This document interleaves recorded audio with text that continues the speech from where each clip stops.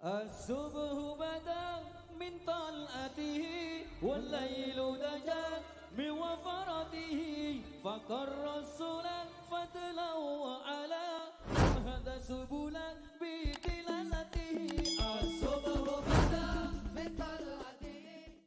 Assalamualaikum warahmatullahi wabarakatuh. Bismillahirrahmanirrahim. Allahumma shalli wa sallim wa barik ala sayyidina Muhammadin wa ala alihi washabihi ajmain. Amma ba'du. Orang yang tidak menerima rukhsahnya Allah Ta'ala, jadi orang wajib-wajib dilakoni, terus kadang-kadang mergo dadi identitas isin ninggal. Kalau orang biasa puasa Senin Kamis, saking terkenal puasa Senin Kamis sampai muka napa isin, itu dosane kok gunung Arafah. Hadis iki apa lho, engko wis ra puasa Senin Kamis. Jadi ala kenapa ora puasa Senin Kamis nampa rukhsah pengenan niku ora nampa jeneng gak nglakoni. Karena mengkono iku ali ngatasi mamal ismi yang disapa mislu jibali Arafah iku kaya gunung Arafah. Jadi pangeran yo aneh sing apik to. Jadi misale ana wong maca Quran kok yakin ra di sepuro iku dianggap ngenyek Quran. Wong wukuf ning Arafah kok nyangka dosane ra di sepuro dianggap ngenyek pangeran. Mana ana wong wali iku mergo ndablek. Dene wong ndablek ra wali iku goblok-gobloke wong. Jadi daftar wali lewat jalur napa? Tapi potongannya ya tetap wali, jenis serabakan. Jadi wali ini gampang. Jadi kok ada jadi wali wis bejane wong. Enggak tak terang no carane jadi wali. Sing gampang-gampang nak mbok bar Ramadan tak deloke wis masuk ta urung.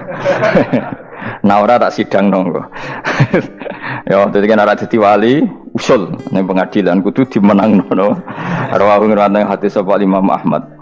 Wasiratu te syarat iku dumatun wasiratu tawi siratal mustaqim dumatun peteng wasiratu te dalan lagu maring sirat wal yakinu yakin wa te kang yakin tahqiqu tasdiki iku benerno barang sing tasdik tahqiqu tasdiki iku tahqiq dalam benerno maksudnya kamu punya otoritas pemikiran yang akurat kanggo benerno bil ghaibi kan barang ghaib niki sing dadi ibadah kula nganti ketemu pangerane tahqiqu tasdiki iku duwe akurasi benerno bilhoibi klan barang gaib. Carane bi izalati kulli raibin kelawan ngilangno saben-saben sing dadekno kemamangan. Bi izalati kulli raibin kelawan ngilangno saben-saben barang sing dadekno kemamangan. Pun kula baleni nggih saking awal wal maqalatur rabi'ah kula terangno ya. An-Nabi Bakrin Siddiq radhiyallahu anhu dawe adzulumatu khamsun. Dawe Abu Bakar kegelapan itu ada 5.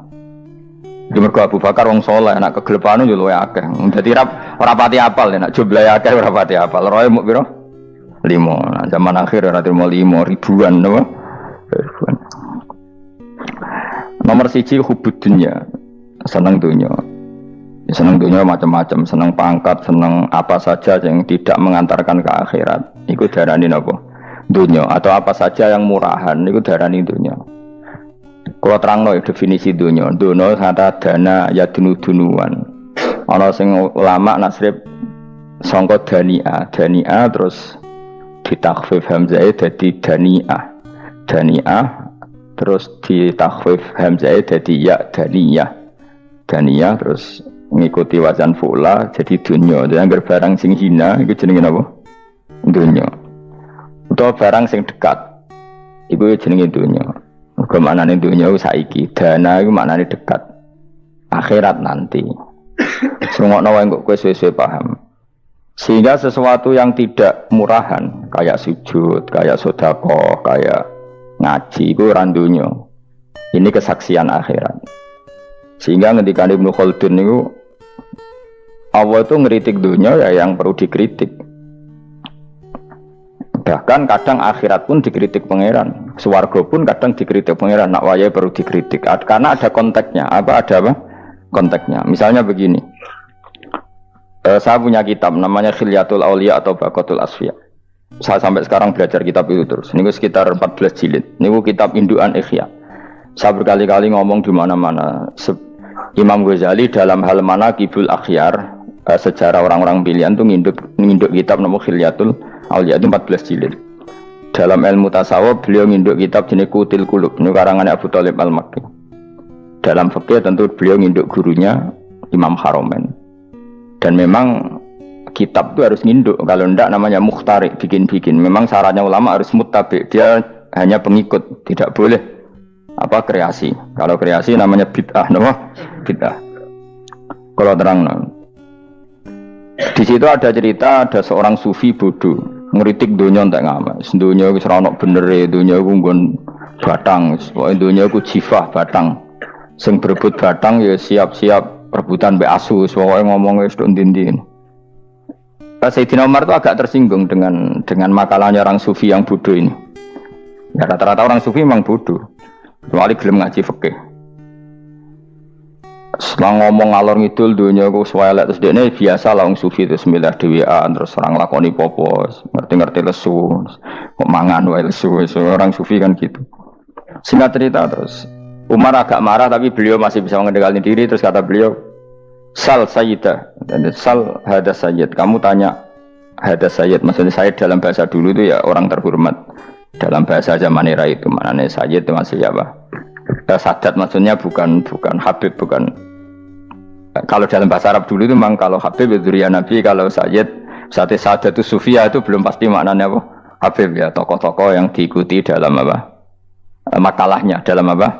Makalahnya. Terus kata Ubay bin Ka'ab, dan ini menurut saya benar sekali, dan kamu harus mengikuti Ubay bin Ka'ab.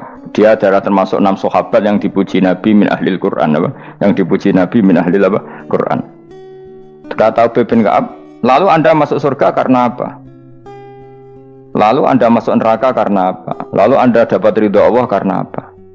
Kamu itu bisa masuk surga lihadidar karena kenangan di rumah ini, maksudnya karena dunia ini.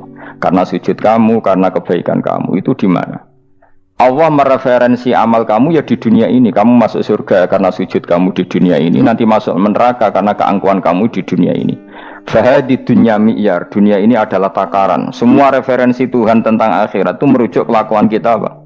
Di dunia. Sehingga kalau kamu masuk surga selamanya lama, itu ya karena kebaikan kamu di dunia. Maka jangan kritik dunia ini. Karena dunia itu mahalu sujudika, mahalu ruku'ika, mahalu pokoknya dia marah-marah. Sehingga semenjak itu kata Ibnu Khaldun, orang tahu dunia yang dikritik adalah dari madatul kalimah dani'ah, suatu yang murahan, apa? Yang murahan. Sehingga kalau misalnya orientasinya itu kebesaran li'ilai kalimatillah, maka itu tidak termasuk dunia. Dan yang suasananya akhirat tapi motifnya adalah kasal, kemalasan, itu yang benar-benar dunia. Makanya Imam Syafi'i sering kritik tasawuf itu sampai usisati tasawuf alal kasal. Ilmu tasawuf itu basisnya itu karena pemalas. Karena tadi misalnya begini, ini contoh paling gampang. Zaid itu di daerah pinggiran di mana Islam itu minoritas. Terus dia ingin kaya raya supaya bisa bikin masjid atau bikin komunitas Islam, atau dia ingin jabat jadi lurah supaya nggak ada pelarangan orang sholat karena dia yang punya otoritas bikin aturan. Atau kalau mungkin skup lebih besar, dia ingin jadi bupati supaya daerah situ familiar dengan Islam karena pejabatnya muslim.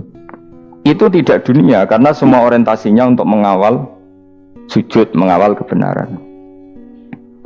Tapi kalau kamu di daerah pinggiran kemudian milih DWA, kabeh kersane pangeran, sidik-sidik kersane pangeran, terus kamu meninggalkan aktivitas dakwah, itu yang dunia karena motivasi kamu adalah al-kasal, malas dari mewarnai buminya Allah ini dengan sujud.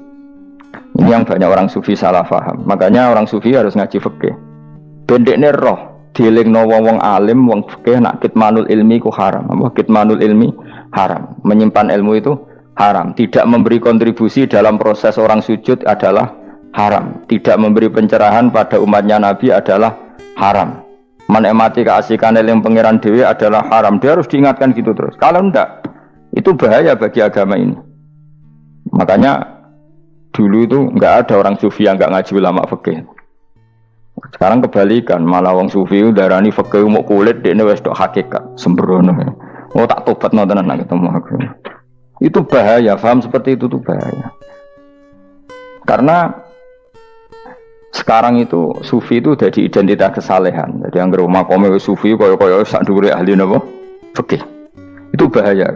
Karena tadi sufi itu akan ngeritik dunia sepedas-pedasnya.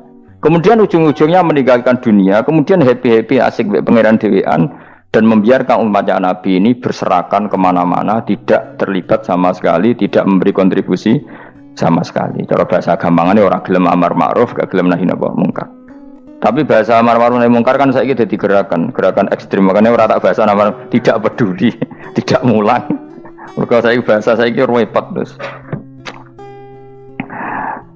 Paham ini penting kalau terang. Jadi kalau baleni malih ya. Sing dimaksud dunya ketika dikritik pangeran iku dunya sing sangka kata dani'ah, sesuatu sing murahan, sing enteng, sing nafsu. Iku jenenge napa? Dunya napa? Dunya. Tapi ketika sesuatu itu baik dan mengarah kepada Allah, iki jenenge dunya iki masru'atul akhirah. Maka dunya itu di dua status napa? Siji masru'atul akhirah. Dan ini status yang harus kita pakai. Makanya kata Imam Ghazali itu, gue nak randi duwe, sak penat-penate urip terus merasa gak punya kenikmatan. Datang saja ke kuburan dan yakinlah semua yang sedang mati keinginannya hanya satu, ingin kembali di dunia dan memperbaiki amal-amalnya. Berarti dunia adalah segala-galanya bagi orang yang sudah mati. Ya, orang yang sudah mati itu cita-citanya satu, la'alli arji, semoga kita kembali ke dunia. Untuk apa? Untuk membenahi semua kesalahan yang pernah dilakukan zaman ning dunia. Terus kamu ingat, fa'ana fid dunya, ya Allah alhamdulillah sekarang masih saya di dunia. Artinya saya punya satu kesempatan yang diinginkan semua orang yang sudah mati di seluruh dunia. Lalu malah wali anu urip malah kepengen nang mati. Saking kakean kasus ini, apa? Kakean apa? Kakean kasus. Makanya di sini sirinya para rasul, para nabi itu sering donga Allahumma tawil umrona, sehingga banyak orang soleh mendoa supaya panjang apa? Umur. Itu karena pas itu yang hadir adalah dunia dengan makna masru'atul akhirah. Tapi ada juga wali dan nabi kadang-kadang donga, ya Allah, jika sebaiknya saya mati, mati saja. Itu ketika tergambar dunia yang sudah murahan, yang sudah arogan, yang sudah tidak jelas.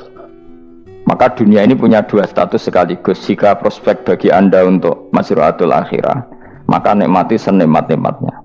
Tapi jika bagi Anda ini sudah menjadi ladang maksiat apa-apa, maka jadikan dunia ini tempat tobat. Karena akhirat itu nggak ada apa-apanya dibanding dunia. Jadi akhirat itu hanya mereferensi dunia, mereferensi dunia. Ini penting kula aturno. Kadang-kadang sufi ku menyen goblok ora iso ngaji. Dia nganggep dunia sampai akhirat itu penting akhirat, tapi cara maknaninya salah. Lho kowe nganti ning akhirat mlebu swarga itu karena apa coba? Amal zaman di mana? Dunia. Berarti penting mana dunia sama akhirat? Penting dunia karena akhirat mau efek, apa? Efek dunia ini yang pokok. Apa dunia ini yang pokok.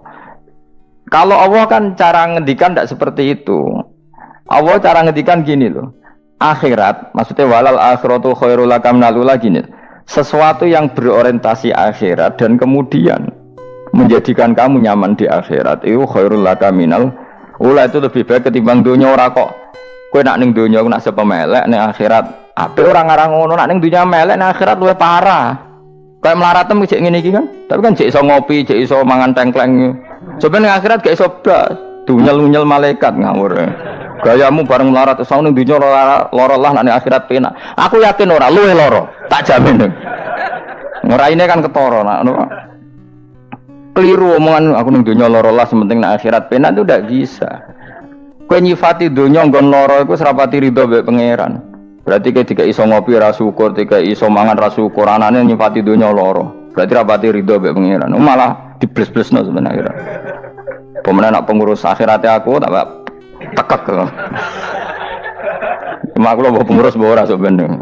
Tapi gak ada rencana daftar jadi panitia apa? Akhirat. Tapi kira rata syafaat ya biarno karena ini penting kalau terang no. Makanya Imam Syafi'i masyhur makalah beliau tentang fikih dan tasawuf itu. Nggih saya kutip ya, dan saya memang saya hafalkan terus makna teman. Faqihan wa sufiyan fakun laisa wahida fa inni wa haqqu wa iyyaka ansahu. Terus kata beliau mensifati orang fikih fa hadza qasin lam yazq qalbuhu tuqa. Wa hadza jahulun kaifadul jahli yasluhu, itu masyhur. Di dunia ini identitas di dunia kita, dunia ulama itu hanya dua. Kalau enggak sufi ya faqih. Kamu jangan jadi salah satu.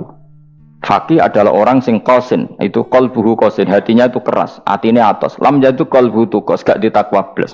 Wong faqih ora ditakwa blas, gak di empati blas.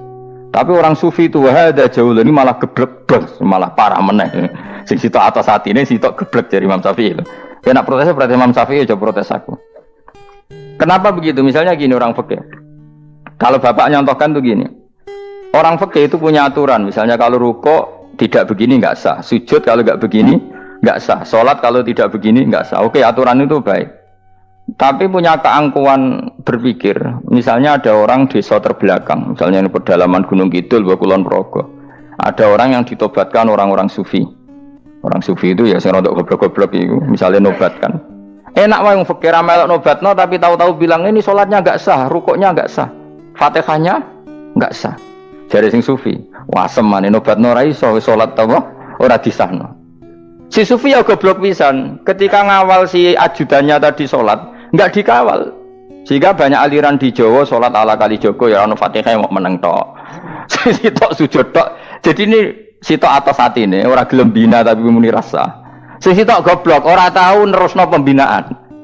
Akhirnya ya mandek ning satu kesalahan dan diwaris ya bergenerasi-generasi. Makanya kata Imam Syafi'i itu sitok goblok, sitok atas satine. Jadi kamu jangan jadi salah satu itu. Makanya kamu aman karena kamu ndak sufi ya ndak faqih. Makanya nggak masuk nggak masuk yang dikritik Imam Syafi'i. Kamu sufi ya ndak, faqih ya ndak. Makanya kalau Imam Syafi'i ngeritik itu, tapi alhamdulillah saya ndak dua-duanya. Yang ndak sufi, ndak faqih. Karena orang sufi itu kalau ditelusuri itu memang kesalahannya terlalu banyak.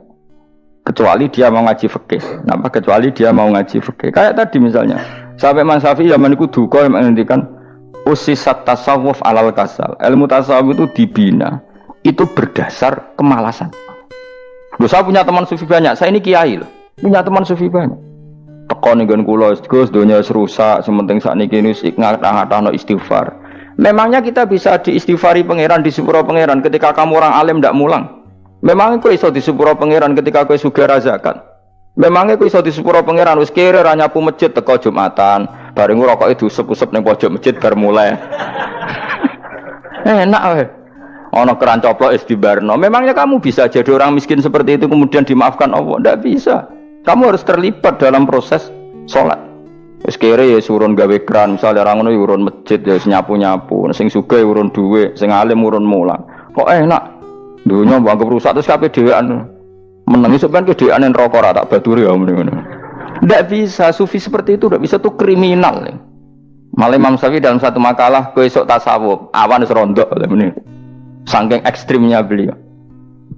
Nah, kenapa Imam Ghazali muji orang sufi? Kitab-kitab risalah Qusairiyah muji orang sufi itu sufi-sufi yang kayak kowe. Sufi-sufi yang belajar fikih, napa?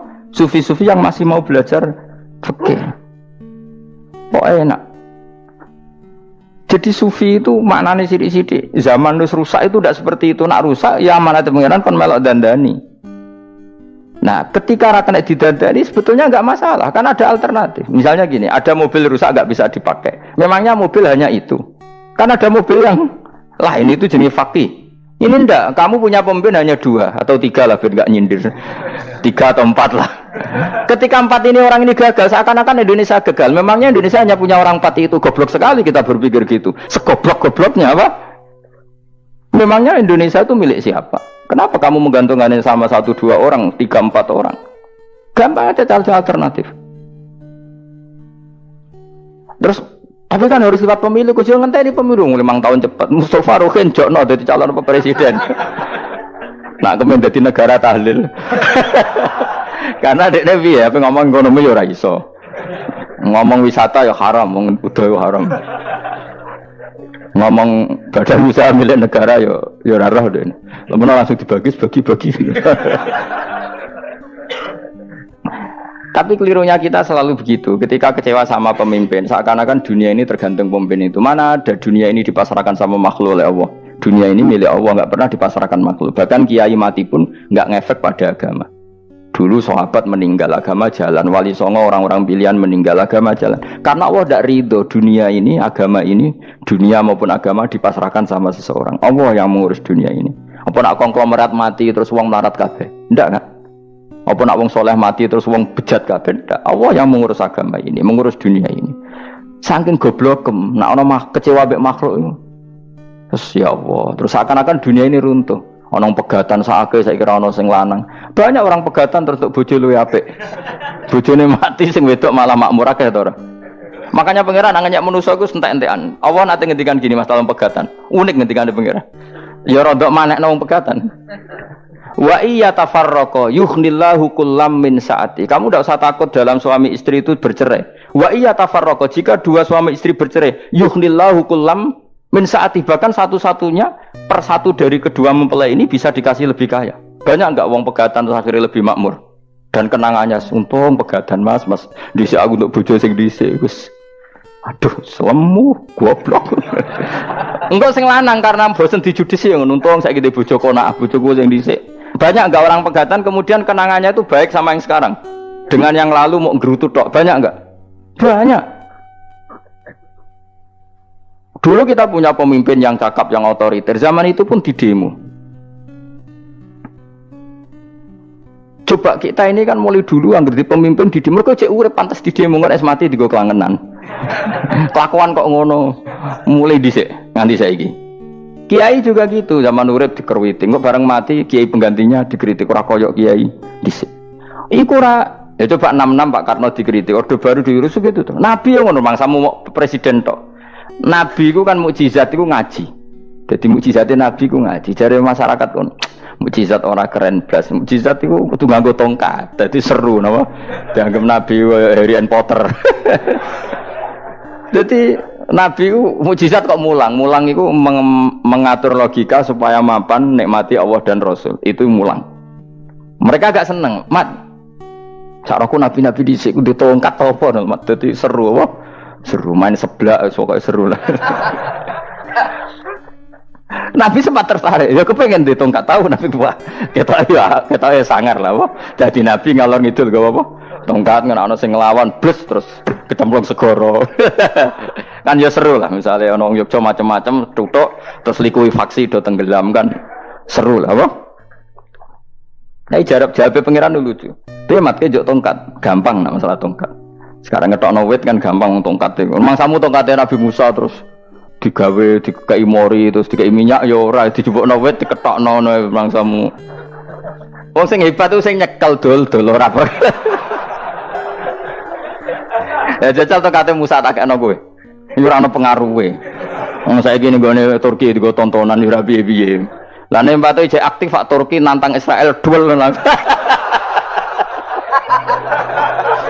Lah wong di tongkate Nabi Musa kok digertak Israel rawani. Lah nek tongkate iku tenan nak oh sing sakti sing nyekel dul ora kok perkara tongkate. Nah cara wae dhisik sono HP Nabi Musa ya luar biasa cara itu. Akhirnya Nabi Muhammad itu sempat kepengen jawab pangeran unik. Awalam yakfuru bima utiya Musa min qabl. Matke kok gak eling apa zaman Musa nggo tongkat wong terus do iman.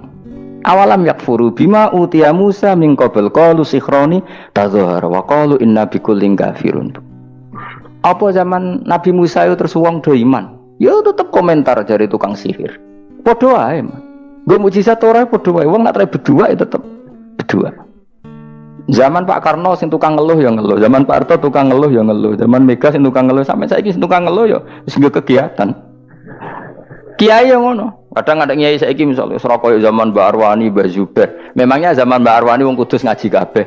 Mangsaku ya kelakuane wis ngono-ngono wae. Misale kula ya kadang ya wong komentar. Gus Bae ora kaya zaman Bandur Salim. Lah aku wis dididik bapak, zaman Bandur Salim apa wong ya ngono. Engko bapak zaman Bandur Sam apa ngono sampai zaman Basunan Bunang misal. Ayo jajal. Masa wong Yogyo saiki ora kaya zaman Bali Maksum Mbah Munawir. Memangnya zaman iku wong ngaji kabeh. Ya ndak juga kan sak rohku kiye nak ngaji sing ngaji wong ngono-ngono iku pancet wong iku. Itu pengalaman. Mulane ketika Nabi Muhammad kemudian dimujizat karo Nabi Musa jabe pangeran wi awalam yakfuru bima utiya Musa min qabl. Apa zaman Musa terus do iman mat. Padha wae nggo masuk go tongkat ngalor ngidul ya. Biasa wae mat. Gak usah mujizat-mujizatan mulang wis enggak ada. Lho kula lho mau tawani pangeran mukjizat kok sangkare Musa. Kula mboten purun.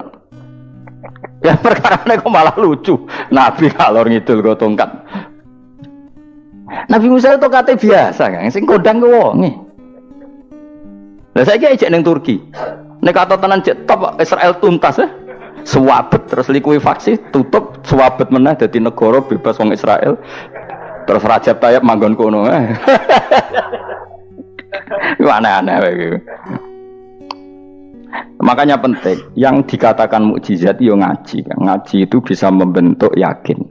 Yakin itu bisa membentuk tahqiq. Nah caranya yakin gimana? Tak warai kan ben dadi wali.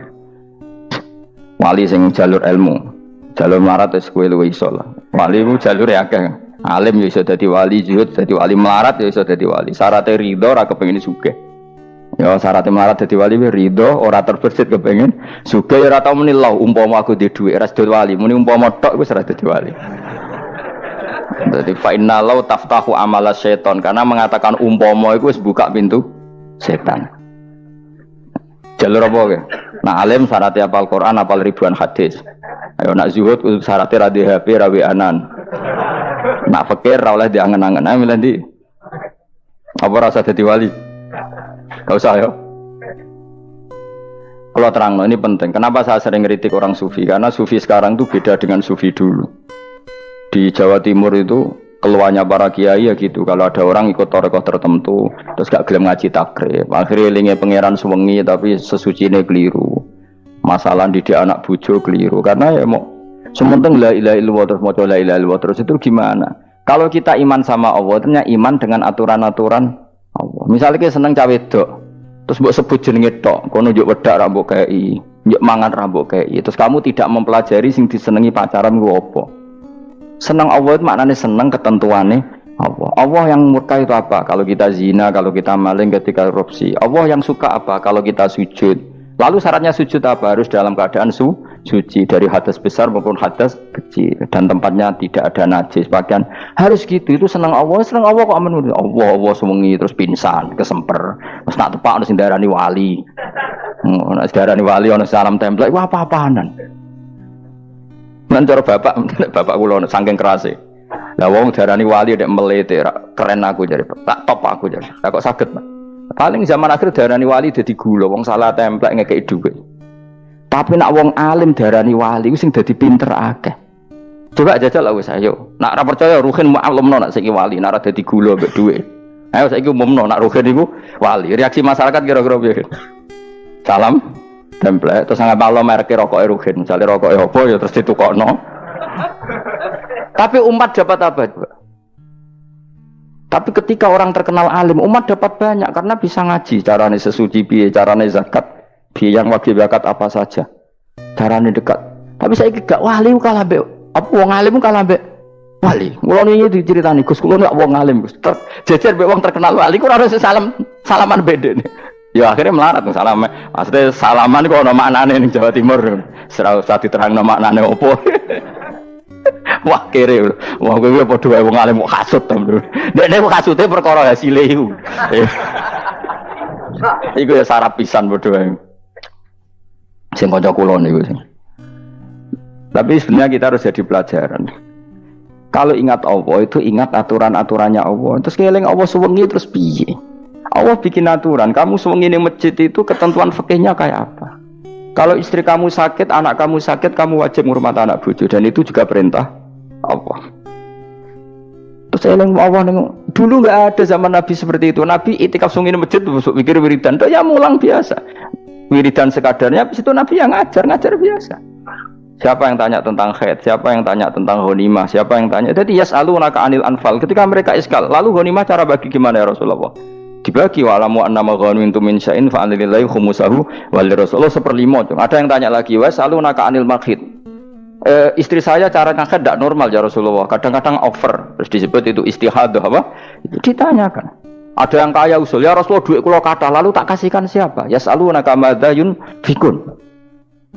Ora kok terus eling pangeran sungi-sungi terus do ngantuk, bariku keturu. Bariku makan-makan ora ono ngono. Coba, jika seseorang terkenal wali itu paling untung udekne. Ini bukan kritik kan.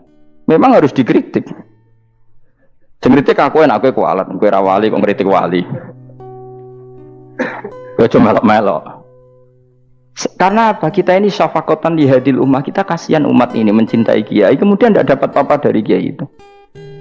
Caranya apa ya? Kita mulang. Makanya Rasulullah itu masyhur kan di sebuah hadis, sama cari di Muqaddimah Majmu', di Muqaddimah Ihya, hampir semua kitab ulama top itu menceritakan hadis ini. Nabi ke masjid, ada satu kelompok yang nangis-nangis ndonga, ada sekelompok yang mulang fikih. Mulang itu ya, iki halal, iki haram, iki sholat begini nggak sah, ini pokoknya mulang aturan-aturannya pangeran. Nabi ngadeg, kemudian Nabi bilang gini, kilakuma ala khairin, dua kelompok ini sama-sama baik. Tapi apa yang terjadi? Amma haula fayatuna waha, mereka adalah kelompok-kelompok yang minta sama Allah, insya'a ajaba wa insya'a la. Kalau Allah mengendaki ya disembadani, kalau enggak ya enggak. Tapi ini kelompok yang membicarakan hukum-hukumnya pangeran, pasti Allah ridho. Wa innama bu'istu mu'alliman, memang sing jenenge Nabi itu untuk mengumumkan halal haram, maka Nabi terus ikut yang kelompok belajar tadi. Karena yang dikatakan coba Nabi diutus jadi Nabi itu apa? Saya tanya, bikin aturan, caranya tawaf ke Ka'bah begini, dulu tawaf itu wudu, dulu tawaf itu bawa hubal lata, dulu tawaf itu dengan penuh kemusyrikan. Nabi datang, cong tawaf itu aturannya gini, enggak boleh ada yang berbau syirik. Caranya tawaf 7 kali, baca kalimat ini. Sa'i juga gitu. Dulu yang namanya sa'i itu setar megang berhala Isaf, nanti di Marwah megang Nailah, setarnya gitu, dari kesirikan ke kesirikan. Terus Nabi datang, nggak boleh megang Isaf dan Nailah, harus dibongkar. Dimulai dari labbaik Allahumma labbaik la syarikalah innal hamda wa ni'mata laka wal mulka la syarikalah. Itu Nabi. Sehingga saking ekstrimnya sahabat itu dulu nggak mau disuruh sa'i. Nggak ya Rasulullah, kita ada sa'i, tempat yang dulu kita syirik di situ. Karena kalau sofa setarnya pegang Isaf, nanti kalau di Marwah pegang Nailah, itu nama berhala. Terus Allah menurunkan inna sofal marwata min sya'airillah faman hajjal baita wa atamara fala junaha. Istilah pangeran fala junaha. Kalau kamu sudah Islam nggak apa-apa sa'i. Kenapa bilang nggak apa-apa? Karena dulu pernah sahabat merasa dosa, karena itu dulu basis kemusyrikan. Jadi ini penting saya utarakan. Lagi-lagi yang digerakkan Nabi adalah aturan main dalam hidup ini. Nama aturan main. Lho kula wingi pasaran wingi ini kula mucal napa sak bentar. Kula mucal Minhajul Thalibin. Karangan Imam Nawawi, kitab fikih. Mergo kula niku mangkel. Kadang wong alim terus darani wali, nek darani wali ngono wong teko njuk pangestu. Kadang kurang ajar meneh wong ape kaji njuk ndongakno kaji mabrur. Luwih parah meneh. Nah kula tak wamuk tenan. Kowe nak langsung ndongakno wong iku kaji mabrur padha karo ana wong ra iso numpak sepeda motor. Iki kula badhe numpak sepeda motor, ndongakno slamet. Wong belajar wae ora kok njuk ndongakno slamet. Mesti ini ku takok sik carane numpak sepeda motor piye lagi njuk ndongakno slamet. Wong isi iso ora mesti slamet. Iki rong iso apa? Ya iki kula badhe numpak sepeda motor ndongakno selamat. Aneh gak pertanyaan seperti itu? Permintaan minta selamat ketika kamu tidak bisa naik motor itu aneh gak? Aneh. Kalau kamu mau haji, takok sik syarat rukunnya haji, baru minta didoain haji mabrur. Ini ndak masyarakat tahu-tahu minta haji mabrur. Oh nak tonggo kula tak piso itu. Untung ngomong Rembang rawat tak kula. Dadi ana sing wani. Agar mereka haji, Gus kula badhe haji supaya sah piye Gus. Tak ulang. Tak ulang tenan Gus. Selain tentu belajar di manasik. Paling tidak dengan fatwa seperti ini orang terbiasa nak tekone manasik itu dirungokno. Napa? Kadang ya ora tekone manasik ngantuk tok. Itu tidak bisa, harus diwarai. Misalnya tawaf dimulai dari Hajar Aswad dan usahakan menjauh dari Ka'bah 1 meter atau setengah meter. Karena kalau terlalu mepet Ka'bah, takutnya tadi nginjek pondasi Ka'bah. Jadi tidak ngitari Ka'bah tapi tawaf di atas Ka'bah. Kedua, kalau terlalu dekat, kiswah Ka'bah itu mulat tohah bitit. Kiswah Ka'bah itu penuh dengan minyak. Dan kalau terlalu dekat menyentuh, padahal orang ikhram itu nggak boleh nyentuh kiswah. Jadi harus diterangkan. Malah gue kaji marugi kalau gitu terus dongo nangis. Belum nangis servisnya akeh. Ini apa-apaan? Mau dibawa kemana agama ini? Kemudian sing juk dongo suga, dia ini nangis tenanan oleh nyangone luwe akeh. Nah cara bapak nangis itu seruwet zaman. Serasa nangis anak dadi kiai. Pokoke ulang nak ra gelem wis buan ngono. Tobat sing ngene tobat ya mareni utekne niki mareni. Coba contohkan analogi hal yang gampang. Ono wong ra iso numpak sepeda motor datang ke kamu minta didoakan selamat, aneh ndak?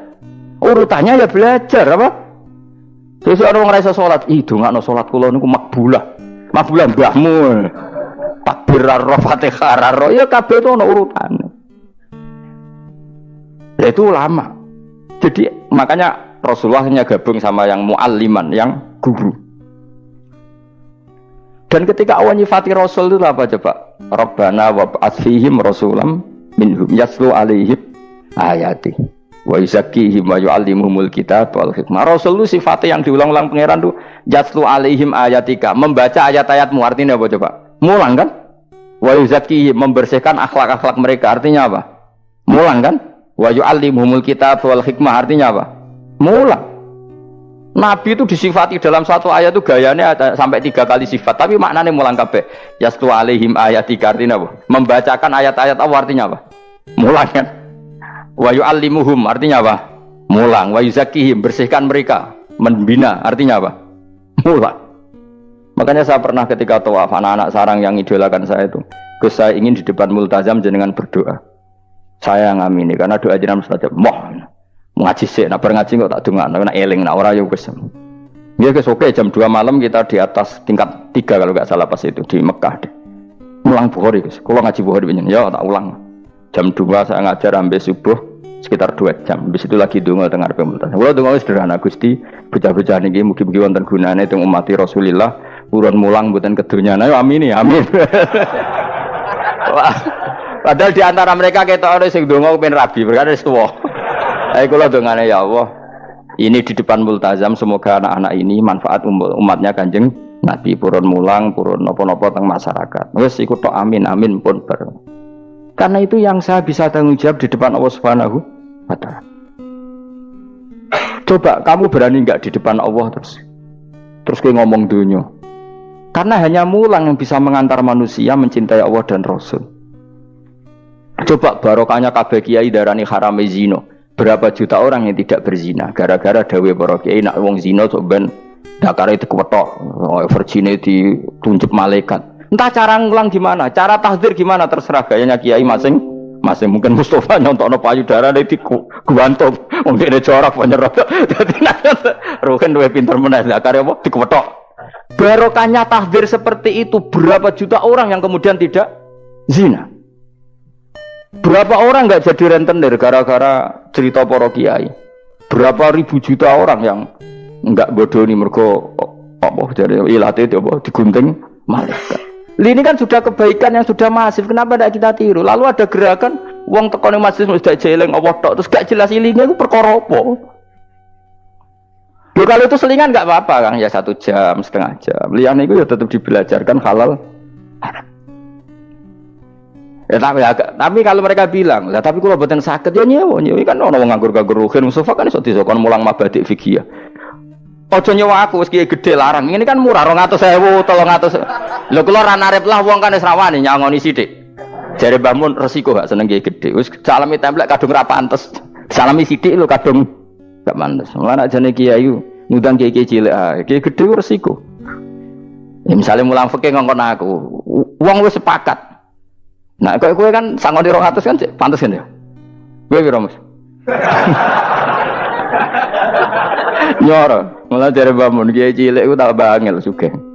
Kok nek kiai gedhe wong nyalami templek sithik ya isin. Nek kiai cilik ku ya biasa wae. Padahal sing iki luwih butuh. Ya sakit, nek kiai cilik ya sakit. Tapi salah ilmune ra ngontapi akhirnya ya sedok kono wae, makome sedok kono. Ya saya ulang lagi ya. Makanya kritik kita pada sufi itu bukan karena kita benci orang sufi, enggak. Kecuali mereka mau belajar fikih. Dulu itu biasa ulama top sufi ngaji kiai fikih itu biasa. Kiai fikihnya yang ngaji ulama. Dulu kan Imam Syafi'i sehebat itu kamu kira enggak ngaji tasawuf? Ya ngaji ya biasa sama teman-temannya tasawuf kecil-kecilokan. Sama tak cerita Imam Syafi'i itu punya teman dekat namanya Syaiban Ar-Ra'i. Itu nak kecil-kecilokan fikih lucu. Dia rasa tersinggung sebagai partai fikih ya rasa tersinggung biasa. Imam Syafi'i itu sering dolan ngene Syaiban Ar-Ra'i. Dia ulama sufi. Sampai muridnya gremeng, misal katas al-hadal bati. Sak jenengan takok wong desa ben. Dari Imam Syafi'i ben. Takok aneh kan. Mata qulu fi zakat. Zakat cara kowe piye? Dan Habib Umar Hafid itu suka mengutip perdebatan Imam Syafi'i, dialog Imam Syafi'i dan Syaiban Ar-Ra'i. Saya juga suka karena saya sering melihat itu di Ihya di beberapa kitab ada. Mata qulu fi zakat. Zakat menurut kamu gimana? Ala madzhabi atau ala madzhabi. Menurut madzhabku apa madzhabmu? Jare Imam Syafi'i. Ya cara madzhab apa? Lah madzhabku wis roh dhewe. Lha apa tak kok kowe? Ya rada cangkem elek tapi lucu, Dur. Nek cara aku ya zakat itu wajib kanggo sapa wae, cek kere, cek sugih ya kabeh wajib zakat. Lah terus aturannya pangeran piye? Mosok wong kere wajib zakat. Ya apa melarat mesti dunyane halal. Ya iya sih, tapi yo mosok wajibna zakat. Ya jare takok.